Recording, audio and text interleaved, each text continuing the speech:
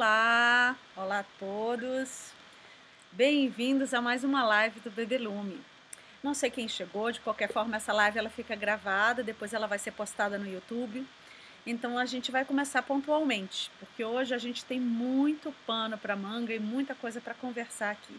Hoje a gente inaugura o nosso espaço de lives de produção audiovisual ao vivo, aqui num espaço incrível, como vocês podem ver, com essa luz linda, na Aliança Francesa de Brasília, que fez uma parceria com a gente e cedeu esse teatrinho pra gente, que a gente colocou a nossa estrutura de teatro aqui, juntamos forças, juntamos com o pessoal do Marcelo Linhos e montamos esse espaço para fazer shows ao vivo, para fazer peças ao vivo e para fazer as nossas lives. Então, muito obrigada à parceria da Aliança Francesa. Hoje a gente vai conversar com um personagem muito interessante. A gente vai conversar com o Alessandro Manpietri. Ele é da Bahia, ele é psicólogo, ele é doutor em educação, é uma pessoa que tem tido uma presença ativa nas redes sociais, discutindo uma série de questões relacionadas com a infância e de questões relacionadas com a pandemia. E tem um discurso muito interessante em relação ao mundo audiovisual e à infância e como se relacionar. Ele faz no Desenvolver Bahia, que vocês podem dar uma olhada aqui embaixo também. Ele faz uma série de cursos online e formações para pais angustiados nesse momento de pandemia e outros que nem só no momento de pandemia, angustiados em como se relacionar com as crianças. Então vamos chamar ele para cá. Vem cá, Alessandro. Olá, Olá, Alessandro. Tudo bom, querido? tudo bem? E você? Bem-vindo ao nosso espaço virtual, a Muito obrigado. essa sala aqui. Nós somos da equipe do Bebelume, se alguém que está nos assistindo não nos conhece. Nós temos um projeto de produção audiovisual para a primeira infância, temos já 2 séries, Inspira Fundo, que a gente vai mostrar até alguns pedacinhos delas hoje. Temos uma série chamada Macuru, Canções de Berço, e estamos nesse exato momento com um processo de criação de mais 2 séries e outros projetos. E a gente tem feito um ciclo de debates específicos discutindo questões relacionadas e temas que são pertinentes sobre o tema da primeira infância. Então, Alessandro, bem-vindo. Eu queria que você, para começar, me dá uma apresentada e me fala um pouco de você. É sempre difícil falar quem é você, não vão ser muito profundos, vão ser mais proformes. Mas me diga o que você faz, qual é o teu projeto de pesquisa na vida, conta um pouquinho de você. Eu sou Alessandro Manpietri, sou psicólogo, tenho doutorado em educação e minha prática é toda com crianças, adolescentes e famílias. Todos esses temas que atravessam a vida de crianças e adolescentes e famílias são temas que me interessam. E como a questão da tecnologia é uma questão muito potente para o mundo contemporâneo e atravessa de maneira muito forte as biografias dos nossos pequenos, esse é um tema que tem, de alguma maneira, atravessado aí os meus estudos, porque é uma realidade hoje e quase sempre, no que se refere a isso, a gente vê uma situação muito polar. Então, há aqueles que são muito a favor e sem uma certa crítica a isso, e aqueles que são muito contra também sem uma certa crítica a isso. Então, o que eu tenho tentado fazer é achar um caminho do meio, um caminho que admita essa dimensão do digital como uma realidade na nossa vida e que a gente possa cada vez mais conversar com os pais para que cada pai, cada mãe possa fazer um bom uso dessa experiência, que é uma experiência interessante, que tem muita coisa interessante, mas que tem que ser feito com cuidado, como tudo na vida, para que a gente possa extrair o melhor dessa experiência, diminuindo os riscos. Maravilha. Alessandro, antes da gente começar a nossa discussão, que eu sei que é um tema que nos interessa muito e a gente está muito feliz que você esteja aqui com a gente, porque a gente, como produtor de conteúdo e como criadores para a primeira infância, muitas vezes a gente ouve pais questionando, mas sobre uma série de coisas relacionadas se é pertinente, se é saudável, se não é saudável, e é disso que a gente vai conversar. Mas antes da gente entrar na questão em si, que vai ser agora que a gente começa, eu vou convidar você para assistir um dos pequenos vídeos, é um vídeo curtinho de 2 minutos e meio da nossa série Inspira Fundo, um vídeo que se chama Você e Eu, e que ele fala, é um vídeo que a gente já fez experiências desse vídeo em cinema, com crianças assistindo e com crianças vendo na tela, e ele tenta esse diálogo das telas com a criança a partir disso. Então eu quero que você dê uma olhadinha e a gente conversa agora, tá? Beleza, maravilha.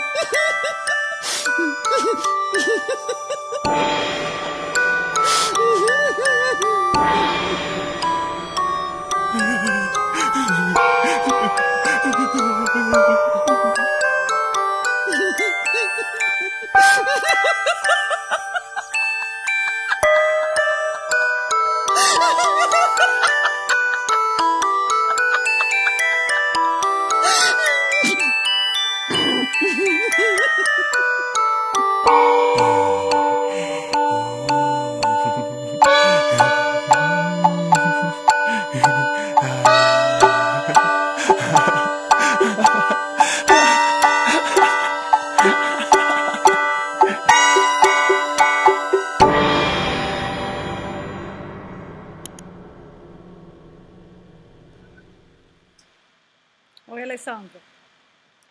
Oi. Então é isso, foi um pequeno aperitivo, só um pouco dessa brincadeira. Esse vídeo, ele dá sempre uma resposta, eu já vi muita criança levando susto nisso. E eu queria começar perguntando para você, Alessandro, como você vê hoje em dia, independentemente da pandemia, que é uma questão que acentua tudo, mas em geral, mesmo fora de um contexto de pandemia, como você vê hoje em dia essa questão das crianças com as telas, com os laptops, com os computadores e principalmente com os tablets e celulares?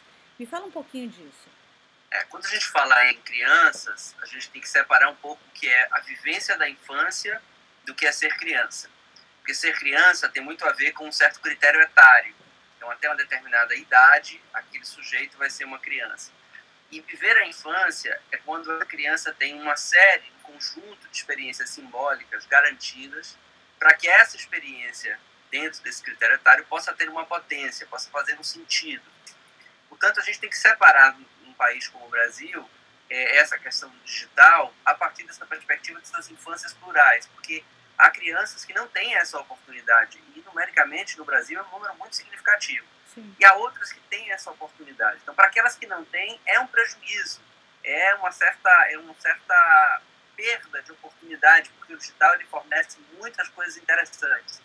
Já para aquelas que têm acesso, de maneira mais restrita, etc., há um risco, porque esse acesso ele tem que ser mediado, ele tem que ser cuidado, ele precisa contar com pai, mãe, com adultos que possam fazer filtros de conteúdo, ele tem que ser por um tempo limitado, e especialmente tem que ser conteúdos de qualidade como esse que você mostra aqui agora pra gente. Quer dizer, não pode ser qualquer coisa que a gente oferece à criança, porque uma criança ela tem o seu processo de desenvolvimento marcado por uma série de experiências com o mundo. E essas experiências elas são decisivas para esse processo de desenvolvimento. Então, a depender do que essa criança acesse, de como ela acesse, e o lugar simbólico que esse acesso ocupa na sua biografia, isso pode ser muito interessante ou isso pode ser muito prejudicial. Então, no geral, o que a gente defende é que os pais precisam dar conta de estar com os seus filhos, porque o que a criança mais precisa é de pai e mãe e narrativas, né? E a possibilidade de trocas simbólicas com esses adultos. Isso pode ser feito, sim, através de tecnologia.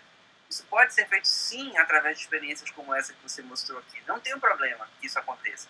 O único problema é se isso substituir essa interação ou se isso for num volume de tempo na vida dessa criança muito grande, ou se não for um conteúdo assim, de qualidade como esse que a gente viu. Aí, nesses três casos, pelo menos nesses três, e há outros, mas pelo menos nesses três, a gente pode dizer que isso é mais prejudicial do que beneficioso. Alessandra, uma vez eu vi numa das suas conversas um assunto que eu achei muito interessante, que antes agora de começar a live, a gente estava discutindo com os amigos da nossa geração, como era a nossa relação com o audiovisual, né? Ou seja, quando eu era criança, a única forma que eu tinha de ver o audiovisual era na televisão e não precisava nem ser mediado pelos meus pais, porque só tinha o Sítio do Pica-Pau Amarelo de tal hora a tal hora e depois tinha isso, e máximo de tarde tinha um filme do Jerry Lewis, às 2 da tarde. Então a gente tinha já uma coisa pautada e hoje em dia eu percebo que entre os canais de assinatura que você tem e na própria internet, com toda a pluralidade, existe a possibilidade de uma criança ficar vendo conteúdo audiovisual 24 horas por dia. Como para nós, pais, lidar com isso? Porque a nossa experiência é tão diferente do que se apresenta hoje, né?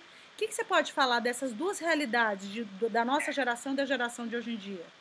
Eu concordo plenamente com você. A nossa geração é uma geração que o desafio da minha infância, provavelmente da sua, foi driblar o tédio, né? Porque o tédio era uma marca dos nossos dias, a gente tinha que inventar uma série de realidades, isso era bom. Sim. E sobreviver, porque os adultos não estavam prestando muita atenção a gente, então a gente tinha que dar conta de se proteger. Essa geração dos nossos filhos, eles têm tanto acesso, que também vivem o tédio, mas um outro tipo de tédio, e a gente é excessivamente preocupado em fazer a gestão disso, porque o cenário é outro. Muitos pais me procuram e dizem assim, eu acho difícil mediar o uso das tecnologias com meu filho, porque eu sou analógico e ele é digital. E o que eu defendo é que justamente porque você é analógico e ele é digital, que ele pode fazer um uso melhor das tecnologias. Porque essa alteridade, essa diferença essencial nos coloca no lugar de privilégio. Porque nós, enquanto adultos, vivemos essas duas realidades. A realidade do analógico e a realidade do digital. Então eu sei, eu posso transmitir, eu posso construir, junto com meu filho, uma compreensão do que é a vida sem o digital. Coisa que meu filho, por ser contemporâneo ao boom digital, ele não sabe, não viveu. Sim. Então é justamente aí que reside a possibilidade de uma proteção, de uma membrana protetora para que essas crianças, especialmente as muito pequenas, possam ter acesso a alguns conteúdos no formato digital de maneira protegida. Porque a minha defesa é que se essa criança ela tem uma boa vivência não digital, uma boa vivência analógica, se ela tem uma série de condições protegidas por seus pais para que ela viva uma vida não digital muito boa, as chances dela aproveitar mais que essa experiência digital pode acarretar na sua vida são muito maiores. Então, a minha defesa é essa, que a gente acabe com esse constrangimento, tá? E possa continuar servindo de farol para os nossos filhos, especialmente quando eles são muito pequenininhos, porque aí a nossa ação é uma ação muito decisória, né? É uma ação muito definitiva. O que se constrói na primeira infância é um marco fundamental para quem nós somos hoje. E mais do que para quem nós somos, para o mundo, todas as grandes inovações, todas as grandes invenções, tudo que há de novo e criativo no mundo vem da infância. Sim. Isso que você fez aí há pouco é um ato infantil. Sim. É algo infantil, é algo que só alguém que está muito em dia com a sua criança é capaz de fazer. Porque é novo, é invenção, é criativo, é transfiguração da realidade. Isso é próprio de uma vivência da infância. Então a gente não pode apenas achar que proteger a infância é bom para o meu filho ou para o seu. É bom para o mundo, é bom para o coletivo. As culturas que priorizam, valorizam a cultura da infância têm um funcionamento social menos violento, mais cooperativo, com melhores índices de educações, melhores índices de segurança pública, gastos menores em saúde. Então é um entendimento de uma outra concepção que está dentro da minha sala e da sua, mas que amplia para os estabúlios das nossas casas. Ótimo, ótimo. Alessandro, deixa eu te fazer uma pergunta, que é uma questão que sempre nos perguntam, né? Existe até um entendimento do audiovisual da infância, mas existem alguns preceitos que são importantes de serem pontuados dentro disso, ou seja, a primeira questão que você já falou é a questão da qualidade, né, do que se oferece, né? Mas você fala muito de uma forma de uma crítica ao audiovisual colocado aos pais como uma babá eletrônica, né? O audiovisual na hora de comer, o audiovisual, ou seja, essa não permissão ao tédio, né? Ou seja, pais que vão fazer uma viagem de 30 minutos com o carro e a criança não tem essa possibilidade de contemplação e desse tédio, desse ócio criativo olhando uma janela, porque tem que estar com um vídeo no carro vendo, porque não é permitido isso. Eu queria que você falasse um pouco isso, sobre essa ansiedade dos pais de preencher tudo com o audiovisual, com medo desse espaço vazio na vida das crianças. A gente vive um paradoxo, que ao mesmo tempo em que as nossas crianças são muito priorizadas, elas são muito abandonadas. Eu explico. A gente prioriza coisas que não deveria priorizar e abandona outras coisas essenciais que nunca deveriam ter sido abandonadas. Então, quando eu escolho dar um tablet para uma criança comer ou distrair uma criança numa pequena viagem de carro, eu estou tirando dessa criança duas coisas importantíssimas. Primeiro, a interação com o outro, que na primeira infância é decisória. Sim. Veja, nós somos o único bicho que nasce antes de nascer.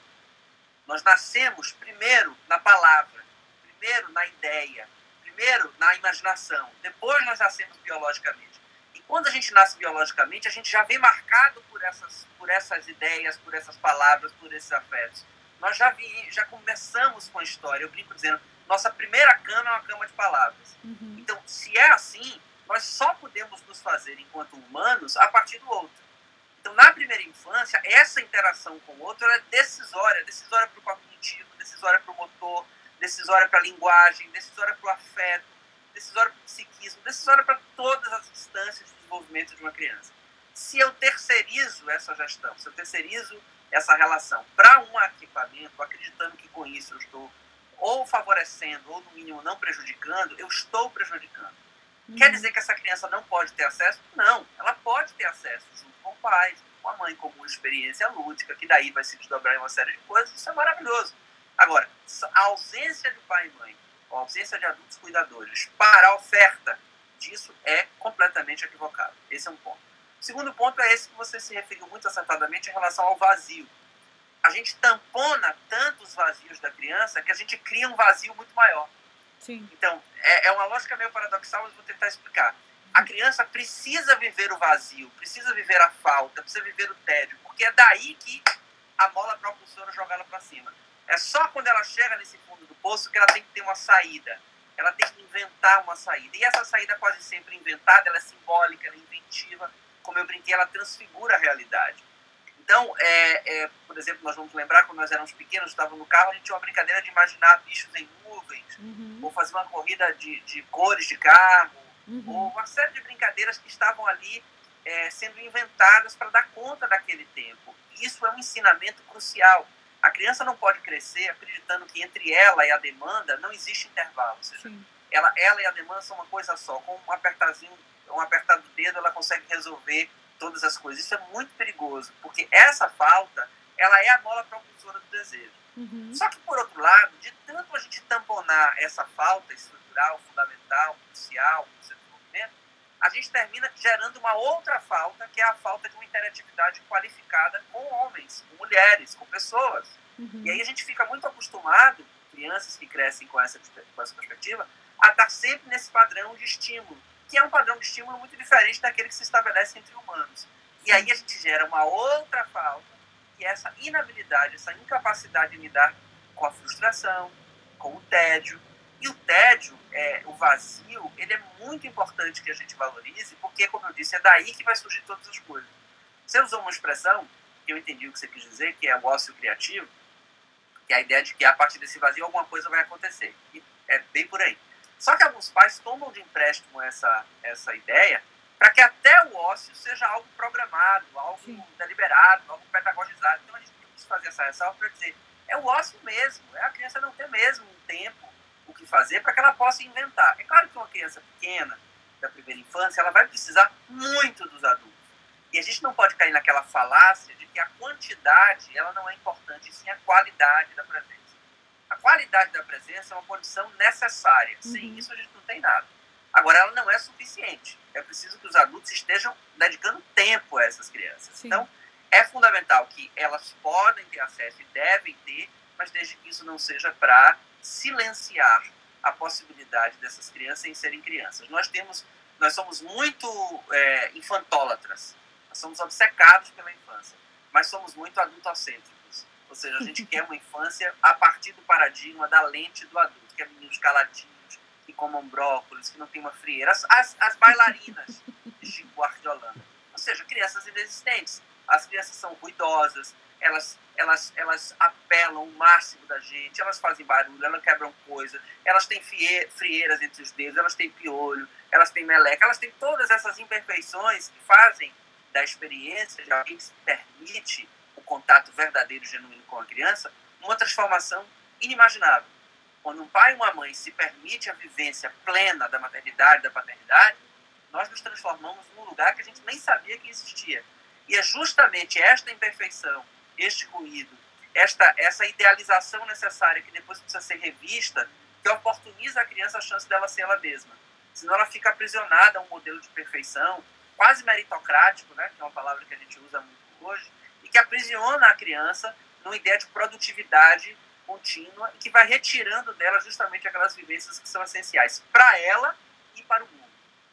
Dentro disso que você está falando, outro dia eu vi uma live com vários psicanalistas falando sobre a primeira infância e uma psicanalista falou que ela dos primeiros diagnósticos de saúde que ela vê numa criança quando atende ela é pelos joelhos. Ela analisa os joelhos da criança para saber como estão esses joelhos, para saber como é que está a saúde mental dessa criança.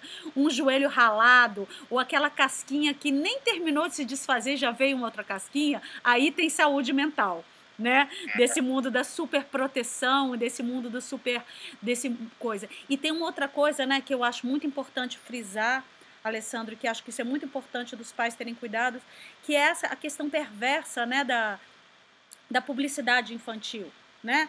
Nesse sentido, hoje houve um grande avanço legislativo e a Rede Nacional da Primeira Infância, da qual eu faço parte, e o Instituto Alana teve uma participação recente nisso, que foi uma grande batalha de advocacy para legislar sobre o uso abusivo dentro dos meios de comunicação em geral da publicidade infantil, e agora foi uma grande vitória que teve no Google, né?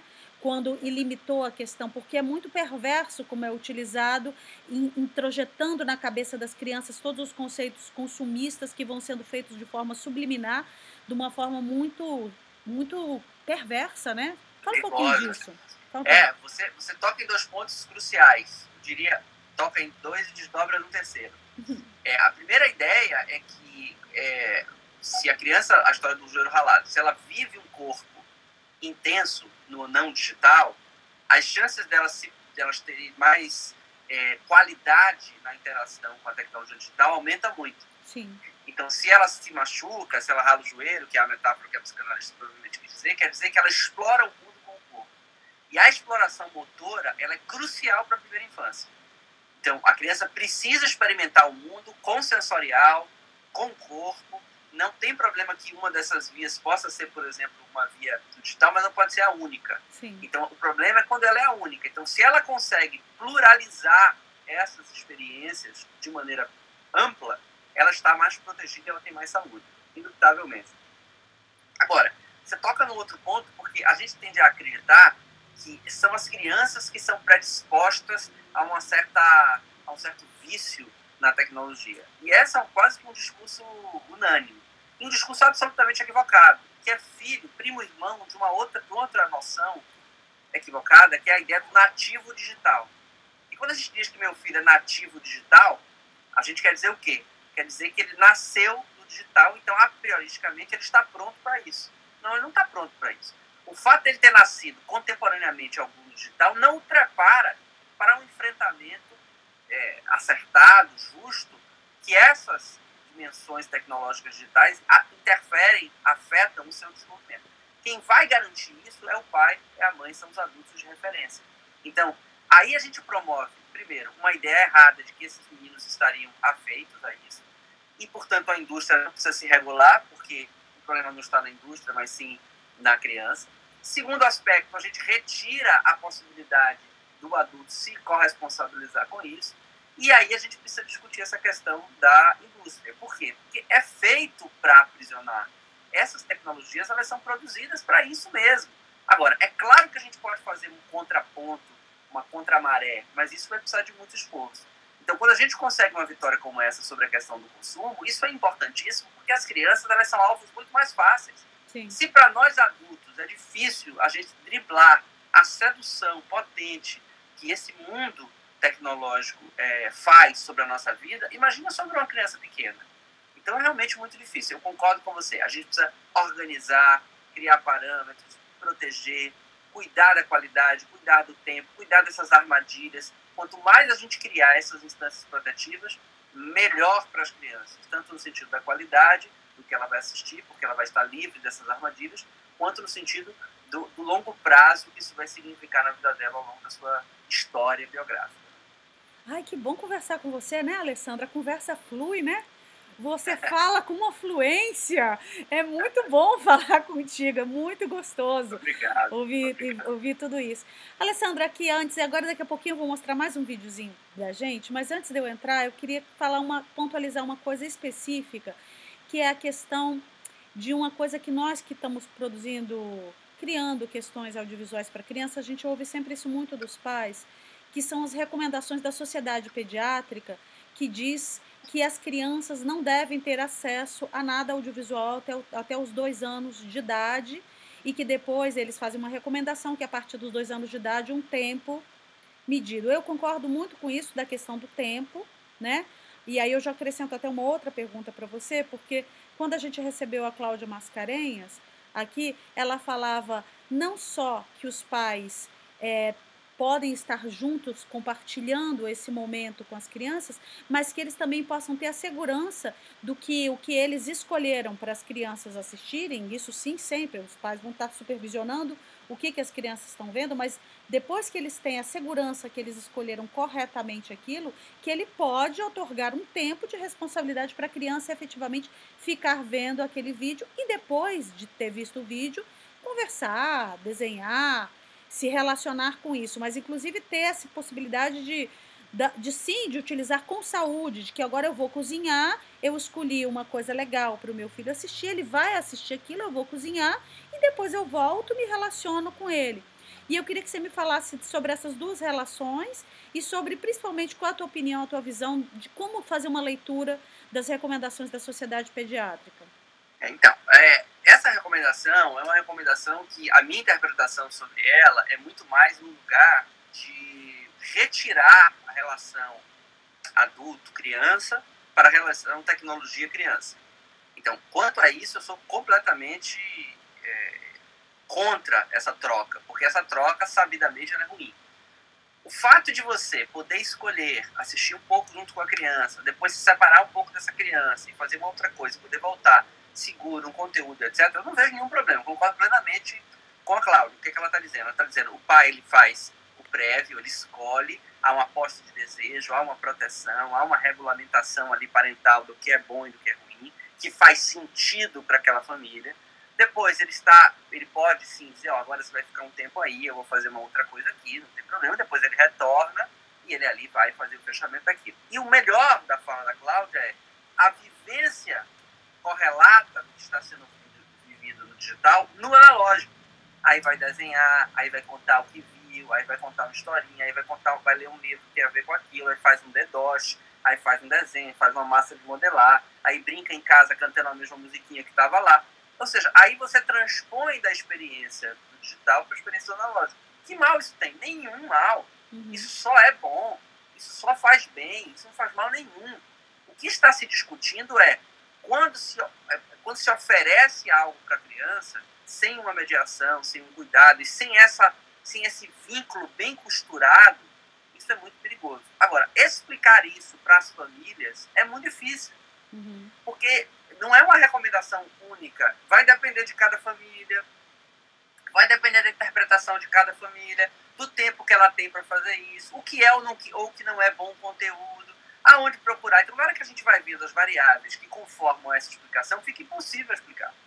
Então, como o dano é muito grande nessa etapa, é um dano realmente muito grande, se as crianças crescem no digital com um déficit de interação intersubjetiva, elas estão em risco. Isso é indubitável. Sim. Então, aí se faz essa recomendação, porque não é um prejuízo para as crianças viverem sem isso.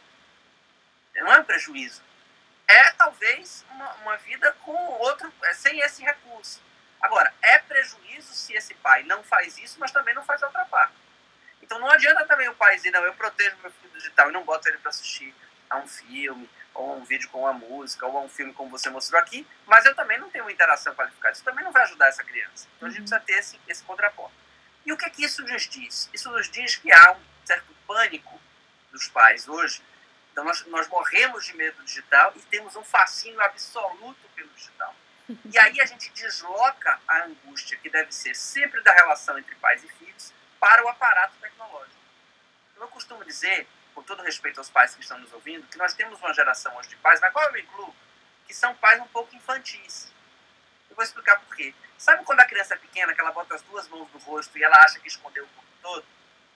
É isso que a gente faz com o digital. Se a gente diz, eu não gosto de tecnologia, eu não gosto, estou de mal, e aí eu fecho o meu olho e acho que com isso eu resolvi todos os meus problemas, não resolveu.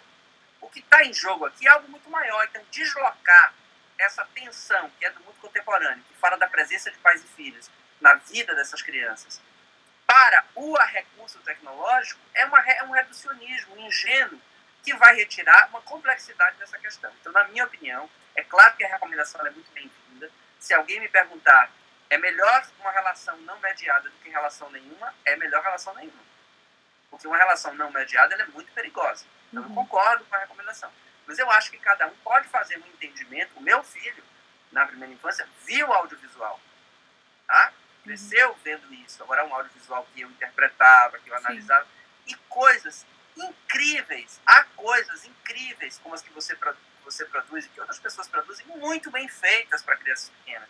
E que não tem porquê a gente tirar essa dimensão da arte, sabe? Da transformação da realidade, dessa estimulação também do que isso constrói na subjetividade de uma criança, desde quando eu estou fazendo isso de maneira segura. Então, essa é a minha interpretação. Agora, cada família vai ter que fazer a sua. Claro. Vai ter que ter um filtro de saber se ele tem condição de ajudar, se ele consegue filtrar esse conteúdo, se ele consegue estar perto para viver analogicamente aquilo que o digital jogou para cima, né? Se eu consigo viver analogicamente aquilo que o digital jogou para cima na minha relação com o meu filho, eu só vejo benefício, né? Se esse conteúdo for ok, se o tempo for adequado.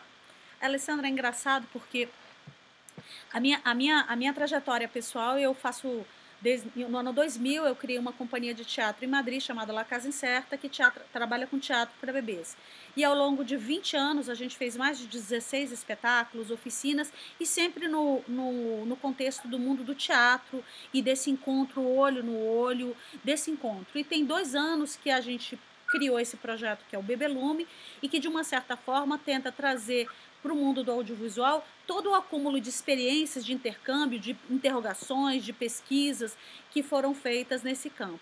E eu sempre tive muitas dúvidas, porque eu sei que são 2 linguagens muito diferentes. Eu sei que é o poder do ao vivo, o poder do olho no olho. Eu que faço teatro para 40 bebês de 0 a 3 anos e tenho essa possibilidade de no olho falar de questões profundas, arquetípicas, essenciais, que está no coração do ser humano e que dialoga sem censura e sem fronteiras com territórios, como transpor isso para o mundo audiovisual. E eu estava muito, quando a gente fez a nossa estreia em cinemas, que é onde a gente podia ver claramente esse encontro, né, do público, do coletivo de bebês, com a série do Inspira Fundo, a primeira resposta que a gente teve, que foi na pré-estreia na Mostra de Cinema de Florianópolis, foi uma coisa surpreendente, das crianças que você via que elas estavam totalmente afetadas e dialogando com o que elas estavam vendo na tela.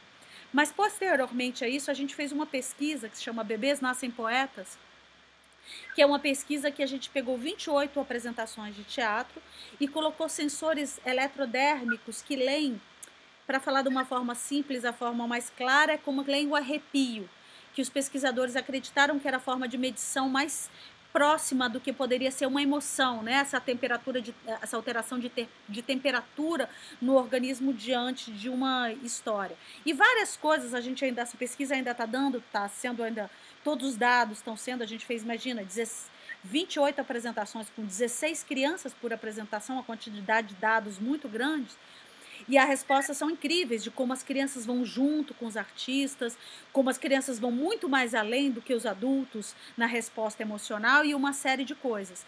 Mas a gente teve o privilégio de poder fazer uma medição também na nossa série do Inspira Fundo.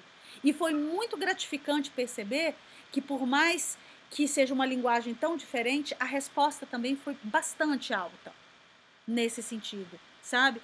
Então eu gosto muito do que você fala, de entendendo que é um encontro artístico, seja no teatro ou seja na música, mas que é uma possibilidade de uma alfabetização estética. Eu sempre digo que criança que só comeu hambúrguer, depois, quando chega adulto, vai ter dificuldade de comer outros paladares. Então, a criação de um audiovisual que pensa nos conteúdos profundos dos seres humanos, mas em confronto para essas crianças, pode ser uma janela para uma abertura estética, né? Sem dúvida.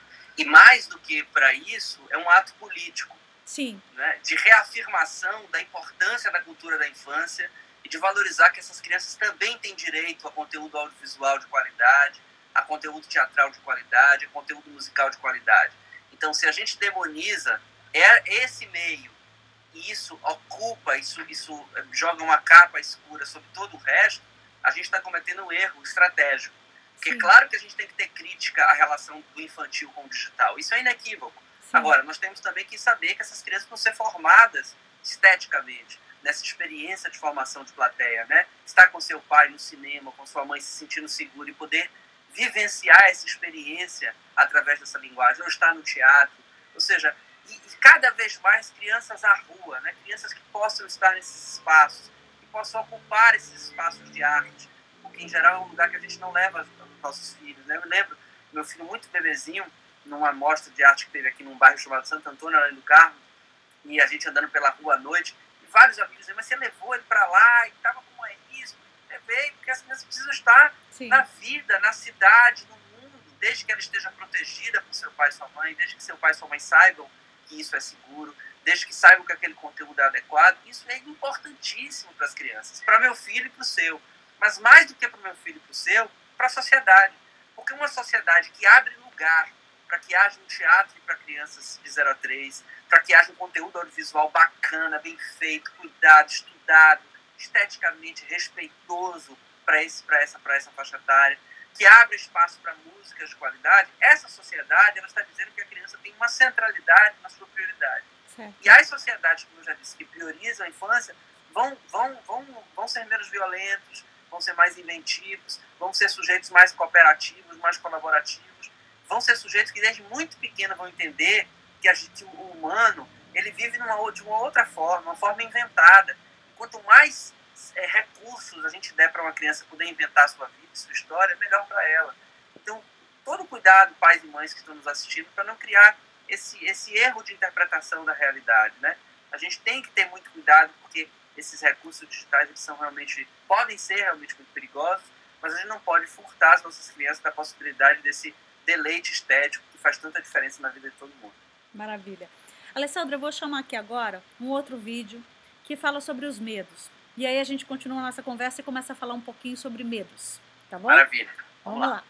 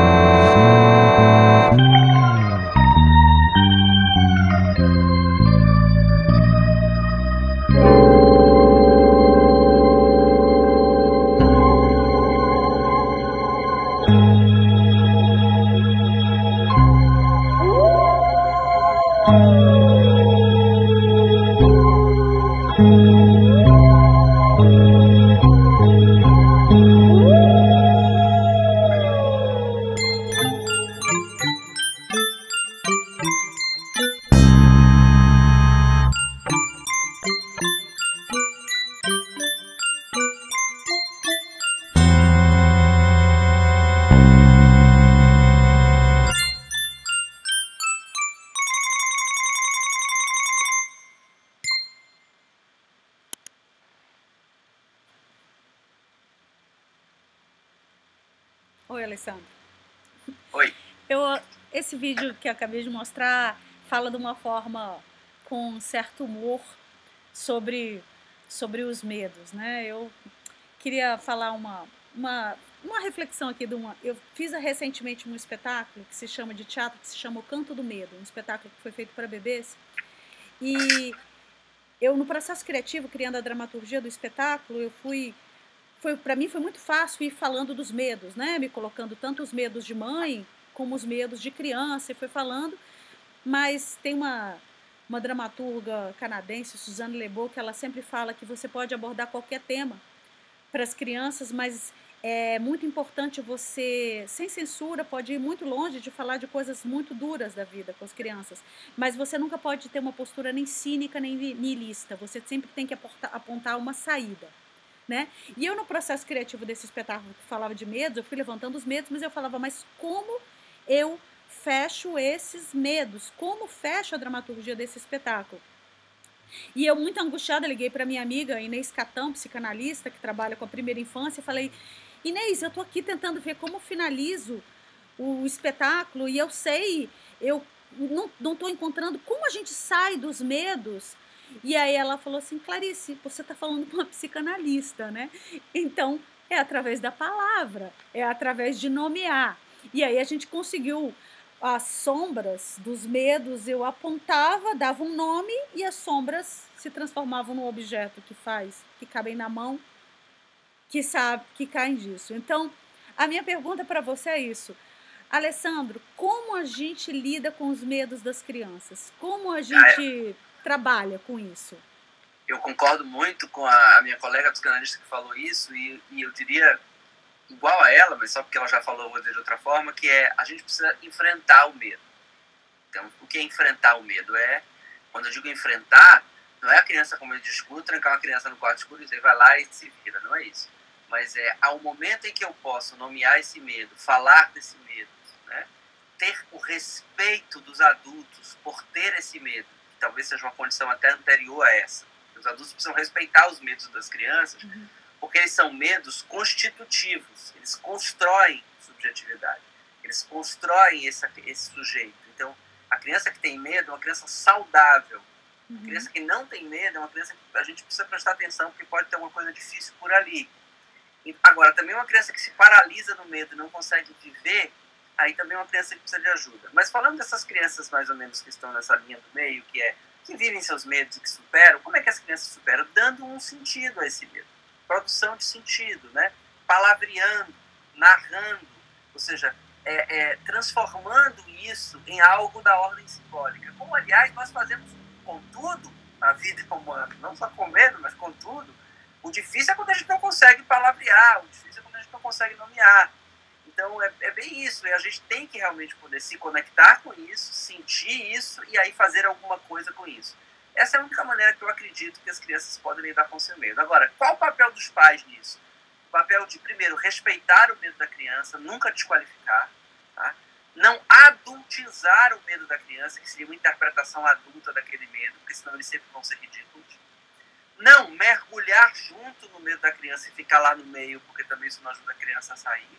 E ir dando a possibilidade da criança poder falar sobre isso. Falar, leia-se, não necessariamente com a palavra, mas pode ser pelo desenho, pode ser pelo ato, pode ser por uma outra via, né, a da arte, ou seja, é poder expressar esse medo. À medida que ela vai fazendo isso, ela vai se relacionando de um outro lugar, e esse outro lugar que ela vai construindo não a protege apenas deste medo, mas a protege, vai construindo uma proteção da relação dela com os medos da vida. Então, viver esse medo na infância não é apenas para superar o medo do escuro, o medo do bicho-papão, mas é também a construção da posição dessa criança diante das adversidades que seguramente a vida vai se encarregar de fazer aparecer na vida delas mais para frente. Então, é crucial que as crianças vivam seu medo e, a depender de como a gente lide com isso, a gente pode ajudar muito essas crianças agora e para o futuro. A gente está quase terminando aqui já, mas eu queria retomar uma questão que você acabou de falar há pouco tempo atrás, sobre ser uma atitude política, quando a gente tem uma determinada relação com a infância, não só de entender esse espaço da infância na sociedade, né? seja Tonucci é um dos arquitetos mais importantes, e ele diz que quando você pensa uma arquitetura para crianças e bota a criança no centro da arquitetura de qualquer espaço na urbanização, no plano urbanístico, você já humaniza essa situação. Para mim não existe, se o Tonucci entra num aeroporto, ele vai ver que aquele é o espaço menos feito para a humanidade. Ele é feito para o homem branco mediano, que está com pressa, jovem, né, com os grandes espaços, com tudo isso. Então eu acho isso muito importante, e é uma coisa que a gente gosta de pensar, né, nesse lugar de buscar o espaço de uma narrativa para a infância a partir de um olhar da criança com determinado respeito, né? E aí eu vou entrar numa última pergunta para você, que é sobre, eu vou dizer a minha concepção e eu quero saber a tua. Quando eu penso sobre os temas em que sempre que a gente tenta abordar nas criações que a gente faz com a infância. Eu tenho duas premissas no trabalho de criação para criança, que é eu como artista, eu tento falar de algo que me atravessa, algo que me toca, e por isso eu tenho necessidade de expressar isso, porque é algo que me pertence a mim como adulta, que posso ter a minha subjetiva criança interior, mas é algo que é meu, da Clarice aqui agora, e que eu estou querendo falar disso, mas sempre buscando uma conexão do que eu estou falando com o mundo da criança. E como é possível encontrar esse diálogo entre o que me atravessa com o mundo da criança? Somente através do diálogo, do encontro com a criança. E para eu saber, eu percebo que muito do audiovisual que se produz no mundo para crianças, eu tenho visto muitas coisas, elas às vezes são muito desconectadas das crianças, são muito mais conectadas com uma ideia do que se é criança, que alguém estigmatizou, que alguém inventou que criança gosta de música colorida, gosta de coisa colorida, alguém inventou que criança gosta de uma música numa determinada frequência e feito com uma qualidade, e que criança gosta de alguns conteúdos, principalmente todos no mundo protegido da fantasia, que não tem a ver com o mundo da realidade. Então, dentro dessa perspectiva, eu queria saber da tua opinião, que eu sei que não é o campo da arte, mas é o campo da psicoterapia e do educador, que é esse mundo que você transita, como falar com as crianças no mundo real, em que ambos, adultos e crianças, vivemos? Eu acho que sua questão é tema de uma live, né? Vou tentar ser super sucinto, que já está acabando o tempo. Assim, eu acho que sua fala me contempla completamente, eu penso exatamente como você, e vejo também na indústria, né, dos brinquedos e do audiovisual e dessas narrativas que são construídas para a criança, uma espécie de conjunto, de blocão, assim, que meio que concebe a criança a partir de um lugar. A invenção a criança, ou a ideia de infância é uma ideia inventada culturalmente, né? Então, se a gente for pensar, a infância de 50 anos atrás não é a infância de hoje, e essa infância de hoje, eu noto que ela é muito vista a partir de um certo estereótipo, né? E esse estereótipo precisa ser quebrado, porque eu não vejo limitação, eu concordo plenamente, eu não vejo limitação de que temas a gente pode falar com a criança, de que todos os temas que estão no mundo estão na vida da criança. Agora, nós precisamos saber como narrar. Por exemplo, no caso da pandemia, eu fiz um vídeo defendendo aos pais que construíssem uma narrativa para as crianças sobre a pandemia, porque a pandemia existe, está na nossa vida, nós estamos há 4 meses em casa, as crianças mudaram sua relação com o mundo mudou e a criança vai ficar alheia a esse mundo. Então a pandemia precisa ser conversada. Agora, não vai conversar com a criança como se estivesse conversando com um adulto, não vai fazer dados epidemiológicos, não vai ligar o jornal das 8 para a criança assistir. Não se trata disso, se trata de ajustar a uma linguagem que seja uma linguagem da criança. E como é que a gente chega nessa linguagem? Ouvindo as crianças. Se eu não escuto a criança, como é que eu vou poder falar para a criança? Alguém que não se permite ser atravessado pela narrativa infantil e ler essa narrativa, mesmo a narrativa não verbal, alguém que não se deixa atravessar pela experiência de um encontro com a criança, não consegue conversar com a criança. Por que não consegue? Porque ela vai falar do lugar dela para aquilo que ela supõe ser aquela criança. Então, seguramente, você e sua equipe são bons escutadores de criança. Quem é bom escutador consegue ser bom falador, porque sabe mais ou menos o que a criança lhe conta, e claro que é um conteúdo seu, nós não viramos criança para conversar com criança. Nós somos adultos e eles são crianças, essa alteridade é crucial. Mas eu sou um adulto que me permito dobrar o joelho e olhar sobre a perspectiva dela, desde que ela assim me convide, desde que assim me autorize. Eu acho uma honra conversar com uma criança. Eu acho a coisa mais preciosa do mundo, sabe? E eu me lembro, uma vez eu estava no Rio de Janeiro fazendo um trabalho e a equipe de psicologia hospitalar, de um determinado hospital lá, contava com uma arquiteta. E eu fiquei me perguntando, jovem ainda, estudante de psicologia, o que uma arquiteta faz num grupo de psicologia hospitalar? E ela tinha percebido que o momento de levar as crianças do quarto até a sala de cirurgia era muito ansiogênico para as crianças, porque se separavam dos pais. E aí eles tiveram a ideia de pegar relatos das crianças que voltaram das cirurgias, escritos e desenhados, e fizeram relatos de incentivo, etc., contando histórias, e plotaram no teto do hospital, porque a criança ia deitada na maca e ela ia passando, e ia um narrador, a pessoa da equipe dizendo, ali, ó, aquele foi fulano, ele tinha 9 anos, também passou, aquele ali. E eles perceberam como isso diminuiu a ansiedade das crianças. Isso só foi possível por quê? Porque começaram a perguntar para as crianças o que é mais difícil nesse hospital. E elas começaram a dizer, eu tenho medo desse horário, falavam do barulho da roda, tchá, tchá, tchá, passando. Uma série de coisas que somente a criança que está ali deitada naquela maca consegue perceber. Talvez eu e você não. Mas se eu me proponho a escutá-las, talvez eu possa ter essa ideia de transformar esse caminho num caminho menos doído, menos doloroso e talvez mais transformador. Maravilha. Alessandro, eu queria agradecer enormemente a sua presença. Para quem está nos escutando, eu digo para vocês, recomendo, entrem no Desenvolver Bahia, tá o link abaixo, que é o espaço do Alessandro, onde eu conheci ele via o mundo digital, com várias conversas, ele fala sobre várias temáticas. Se você tem uma situação mais conflitiva com esse assunto, ele oferece cursos, né, Alessandro? Você oferece cursos online sobre essa questão específica, eu acho que vale a pena. E se você não conhece os nossos conteúdos do Bebelume, entra na nossa página www.bebelume.com.br, tá lá.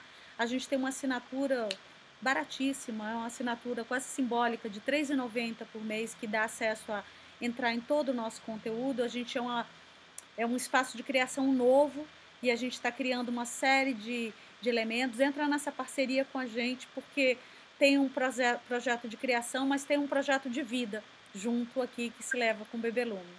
Alessandro, muito obrigada. E as suas últimas considerações? Olha, eu que agradeço. Para mim é mais do que uma honra, uma oportunidade poder convidar tantas pessoas para nos ouvir, né? Eu acho que isso hoje é uma honra, né? As pessoas dedicarem tempo, que é o recurso mais raro que a gente tem. Quero falar do meu encantamento pelo trabalho de vocês, tá? Também não conhecia, então a gente se conheceu graças ao digital, tá vendo como o digital produz coisas boas? E dizer que eu sou muito entusiasta do trabalho que vocês fazem, parabéns. E obrigado, né, por ter cedido esse espaço, essa confiança, que eu sei que é um ato de confiança muito grande.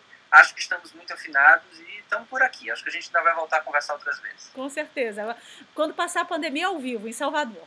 Tá bom? Isso, comendo uma acarajé. Isso. Um beijo, querido. Tchau, tchau. Até mais.